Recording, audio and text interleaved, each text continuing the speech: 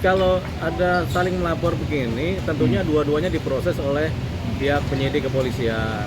Hanya saja siapa yang duluan, yang menghina duluan, yang mencemarkan nama baik seseorang duluan, dia yang lebih dulu yang diproses begitu.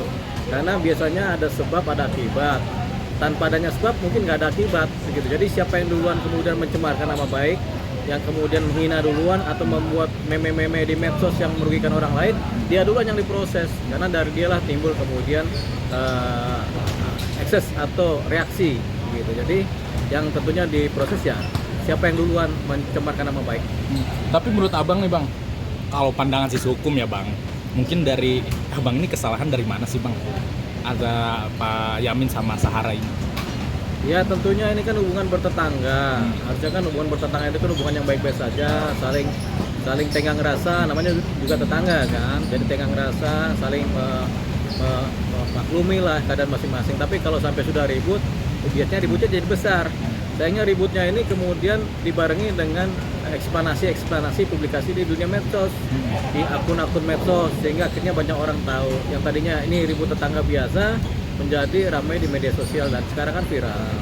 Nah jadi asal mulanya tentunya dari persoalan-persoalan bertetangga, tapi kemudian melibatkan medsos, akhirnya ada orang yang merasa terhina karena ada medsos tadi kan. Nah sekarang siapa yang mengupload ke medsos duluan, yang melakukan celaan-celaan duluan, menghina duluan, nah dialah itu yang akan diproses terlebih dahulu.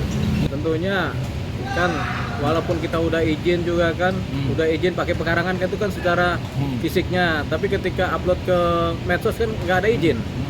Jadi ketika mengupload suatu cerita pemberitaan yang mencemarkan dan di medsos ya udah masuk unsur lah pencemaran nama baik gitu. Jadi kita bedakan antara yang sifatnya pertemuan fisik, udah izin di fisik atau di lapangan atau dengan tetangga.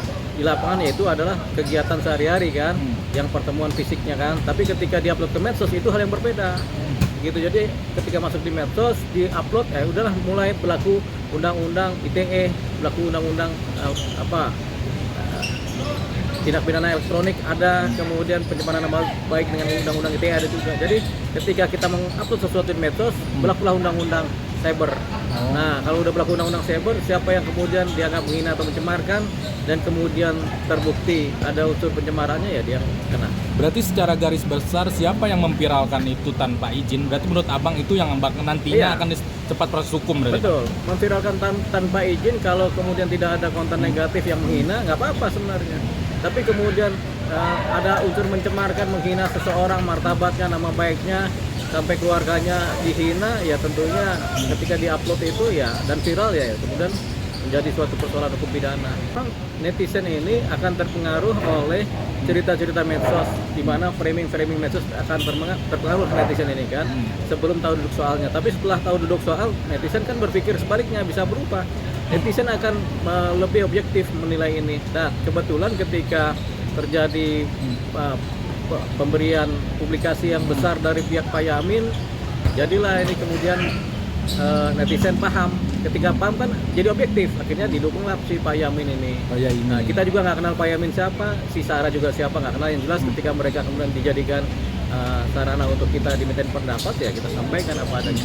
Nah ini kan si Pak Yamin ini sampai diusir di bank, dapat sanksi sosial di masyarakat lah bang, oleh di rumahnya mungkin sama Pak RT mungkin, itu bisa jadi langkah hukum juga gak sih bang untuk? Ya itu kan ekses gitu. Jadi ketika diusir atau apa itu kan ekses akibat dari adanya pencemaran nama baik sehingga seolah-olah nama baiknya hilang.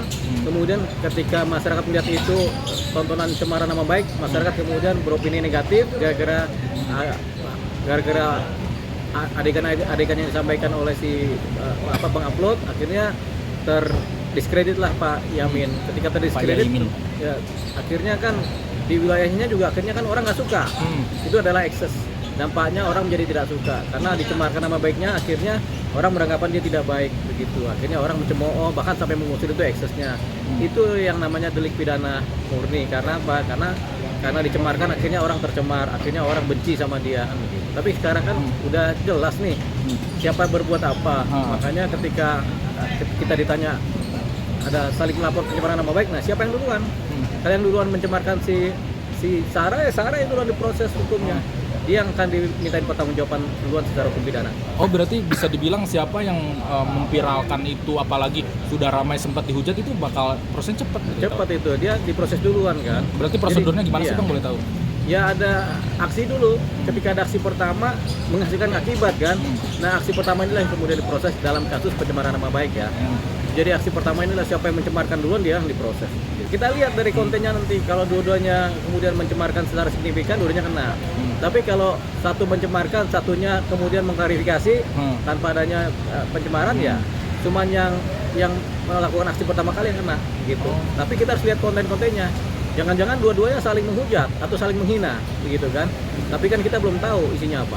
Nah ini Bang, dari kasus ini mungkin dari Abang ada edukasi gak sih terkait kasus Pak Yaimin seorang dosen sebelumnya ya Bang, dengan Sarah ini viral di publik gitu Bang, sampai rame gitu.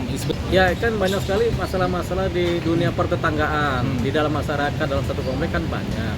Tapi janganlah kemudian kita yang bertetangga itu kan saling memviralkan di publik, karena publik ini kan bermacam-macam orang dan bisa lintas provinsi. Jadi semua satu negara tahu, ya jangan begitu. Jadi kita harus membatasi diri bermedsos, mana yang baik, mana yang buruk. Yang buruk jangan ditampilkan, yang baik kita pakai untuk edukasi. Nah ini Bang, sedikit mengutip dari Abang ya, bermedsos itu juga harus benar Bang. Jangan sampai merugikan orang. Itu bisa gimana sih Bang ke depannya, mungkin dari Abang ada pesan dan edukasi untuk bermedsos orang? Ya kan sebenarnya udah ada undang-undang ITE kan, undang-undang cyber ini udah penting menjaga orang bermedsos kan. Tapi kadang-kadang orang lupa bersikap tindak di dunia medsos kan, dunia publik ini kan. Jadi ya kita ingatkan lagi supaya berhati-hati dan harus bijak menggunakan jari-jari dan jempol dalam bermedsos. Nah ini kalau untuk proses damai gimana Bang? Ada kemungkinan nggak sih Bang dari ini, mungkin dari Abang melihat kasus ini? Ada aja kalau sama-sama punya kepentingan supaya mereda atau kemudian supaya nggak saling ribut, ya akhirnya mereka bersepakat berdamai melalui mekanisme restoratif justice.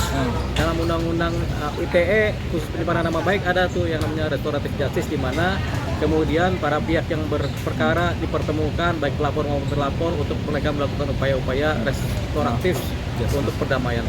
Ya, dan tentunya melalui mekanisme hukum kalau udah begitu. Jadi hukum akan menentukan siapa yang benar, siapa yang salah, sehingga nanti karena diputus yang benar si A ya, kemudian si A lah yang kemudian dipulihkan nama baiknya. Bener gak sih Bang, kalau bermedsos dengan baik nih gak baik gitu, bisa merugikan orang? Contohnya seperti ini gak sih Bang? Tiba orang dihujat, kena sanksi sosial semuanya gitu. Ya itu bermedsos kalau tidak bijak, akhirnya kan orang terpengaruh, orang kemudian mencurigai atau jadi membenci terhadap orang lain kan. Jadi bermedsos itu kalau bisa yang baik-baik saja, jangan yang buruk-buruk ditampilkan. Mungkin terakhir Bang, ada pesan dan saran untuk dari Abang, Mas As. Ya pesan buat masyarakat supaya bijak dalam bermedsos, kemudian berhati-hati dalam mengupload suatu adegan, suatu cerita, suatu kejadian, supaya nanti jangan kemudian ada orang yang merasa dicemarkan sehingga terjadilah laporan pidana. Jadi harus bijak. Oke Bang.